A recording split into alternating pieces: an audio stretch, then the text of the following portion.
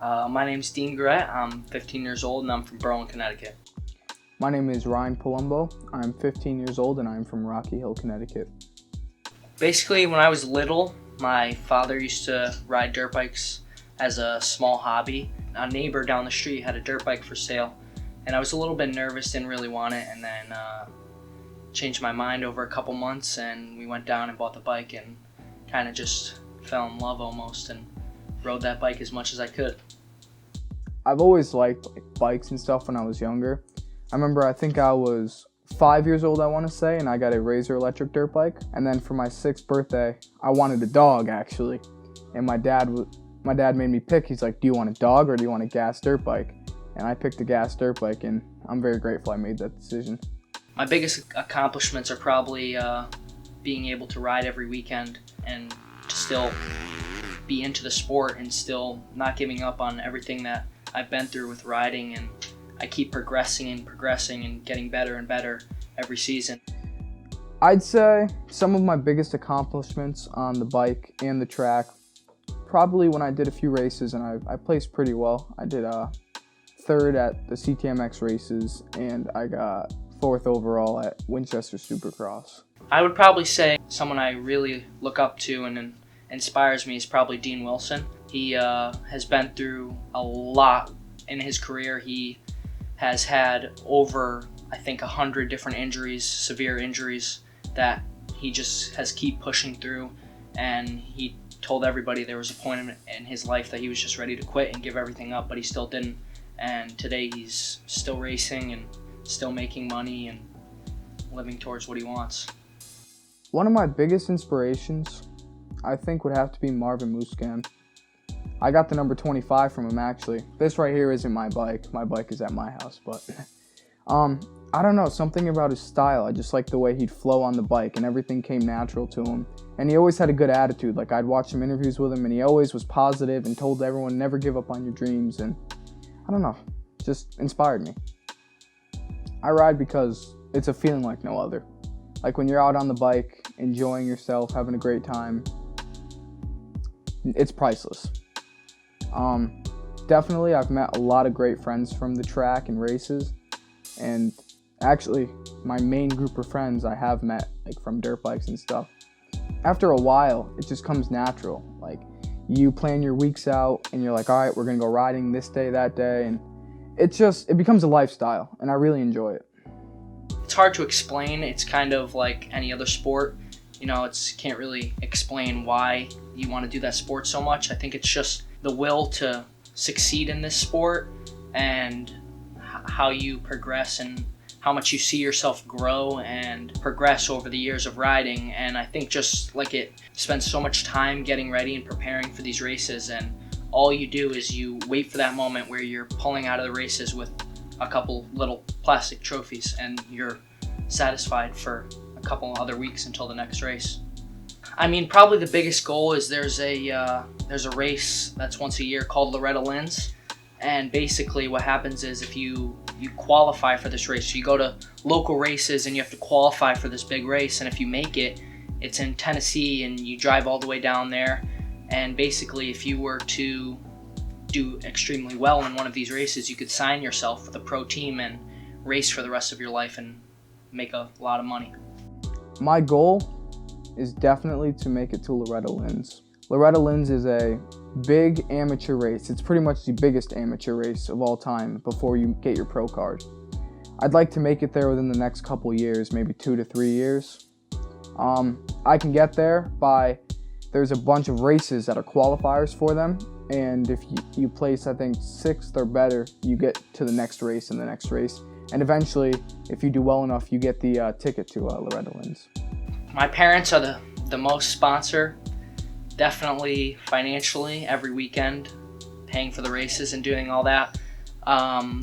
There's a couple dirt bike shops that help me a little bit with parts and stuff for the bike and gear and helmets and all that stuff. I get discounts from them, but mainly my parents helping me out every weekend. My biggest supporter is my father, without a doubt. I remember when I was first going to get that gas dirt bike when I was 6, my mom's side of the family and my mother herself, they said, "Oh, you're going to get hurt bad, it'll catch on fire."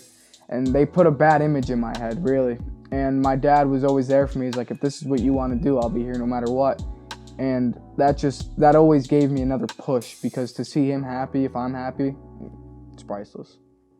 In addition to motocross, I do swim.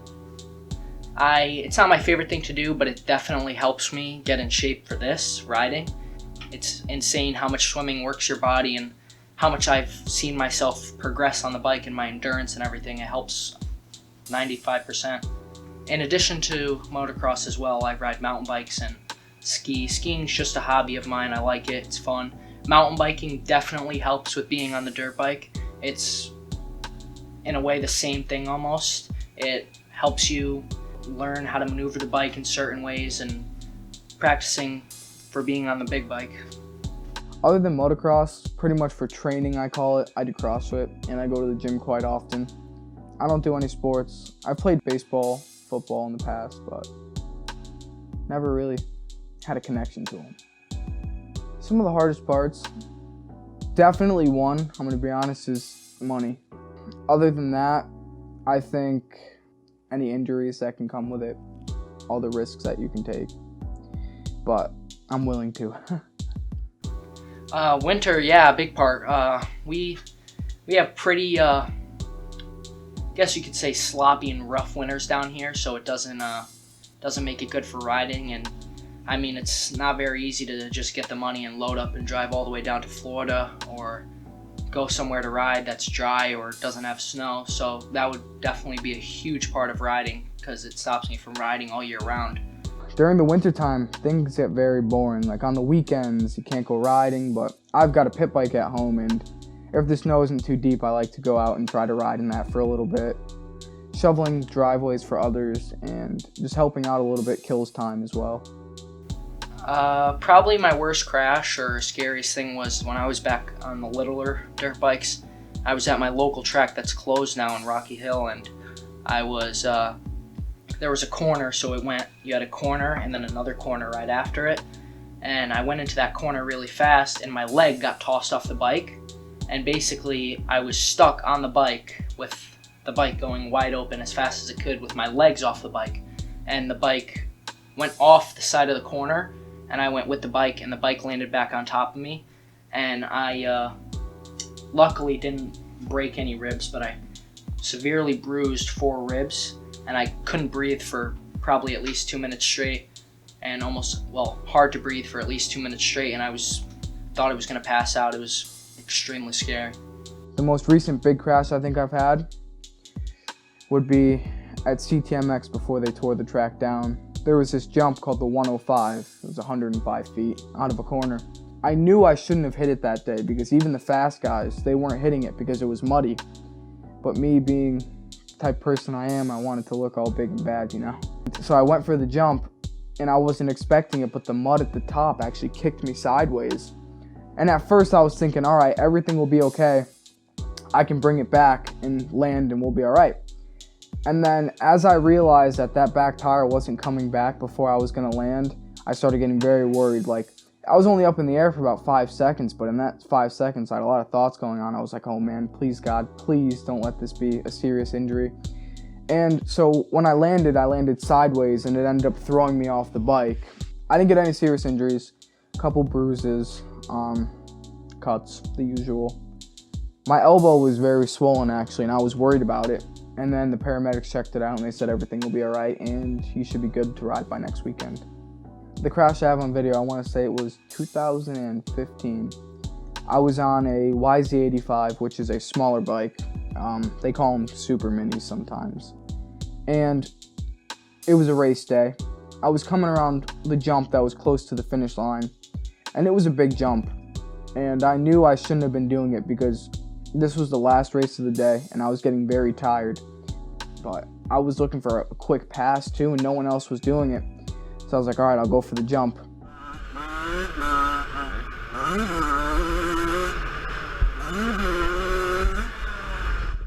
And I actually landed a little front wheel high. So I kind of, instead of landing like a perfect, like both wheels, I landed more like this. And when I did, I just got my hands, they just let off the bike, and it just threw me, and I tumbled a couple feet. I think one of the main problems for most people is having a place to ride and how much it costs. We have the closest place from here that like I said is closed now was the track in Rocky Hill, Connecticut. It was about 10 minutes from my house, so I could load up whenever I wanted to and go ride with my friends and do whatever, but it's closed now. So basically the closest track from here is about an hour and 10-15 minutes away. It's in Massachusetts, and it's not that great of a track either. Got to go pretty far. The races are about 2.5 hours away in New Hampshire, so it's a bit of a drive. That would probably be the biggest struggle, is getting to the track every weekend and riding. This I'm going to go into a few different parts on. The first one I want to address is the places to ride and the tracks themselves. There's not many tracks left in New England. They keep getting pushed away. Like we had a track in Rocky Hill, my town, and people got the best of the owner and the noise complaints, and eventually the town made them shut down. There's also a track in Brookfield, Massachusetts called MX23, and they're going through a lot of problems with the town right now, and they want the place shut down, and he's trying everything he can to keep it open. So I feel that's a problem, because if you start taking away all the local riding spots, you're going to get the kids on the road, they're going to get the kids doing wheelies, and then cops get involved, obviously, and it's more dangerous, obviously, as well, to be on the road with a dirt bike, and that's just my thought. Another thing I'd like to say is the media. It doesn't happen a lot, but sometimes it does happen, where you'll get a really, really good rider who will start trashing on people who are still learning and, who are trying their hardest. I remember one case, a pro rider actually called out another rider on Instagram, and he said he was terrible and not very good. And I don't know, I just feel that if we all have a positive mindset and a positive attitude and cheer each other on, it'll just make for just better riding for everybody too, more enjoyable. Not knowing in the back of your head that someone's like, oh, you're not good, you're this, you're that. In the future for motocross, I see, and I'm not very thrilled about it, but I see a lot of electric bikes taking over. Because I know a couple brands have actually made electric bikes, and I know a lot of people don't like how the exhaust lets out fumes into the environment, and there's a lot of people complain about that. And I know a certain type of bike, it's called the two-stroke. It smokes a lot because you have to mix oil and gas, and then the oil burns out of the pipe. And I know some people don't like that. I mean, what can you do? Companies are coming out with electric bikes, and people like them, and they do good. You're probably going to see a lot more of them. I have a good feeling that there will still be a lot of gas bikes around when I grow up, and hopefully if my kid wants to ride, but definitely a lot more electric. I see it taking over a little bit more. I see a lot more people getting into it. I'm in high school now, and probably over 40 people are riding now because of me and how much they like the sport and enjoy it because they see me doing it. I definitely see it growing and a lot more people getting into it, which is a good thing, which means a lot more people would like it, so obviously there would be a lot more places to ride. I think that would definitely be a solution.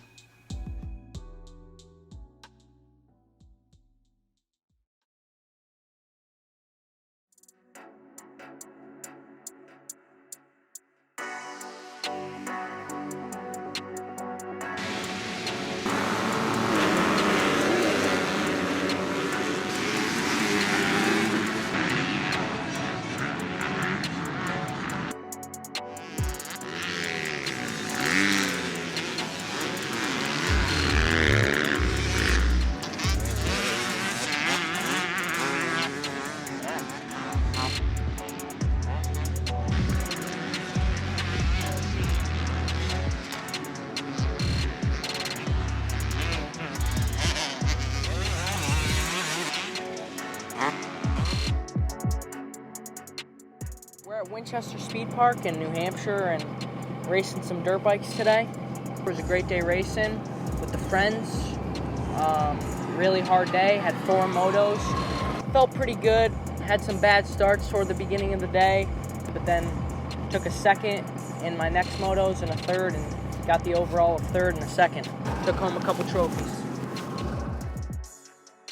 You gotta be really into this sport if you wanna get anywhere with this. You gotta put the time in and the effort and all the hard work to get anywhere.